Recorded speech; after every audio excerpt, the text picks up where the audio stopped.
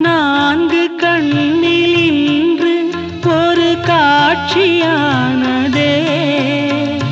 வானம் காற்று பூமி இவை சாட்சியானதே. நான் உன்னை பார்த்தது பூர்வ ஜன்ம பந்தம்.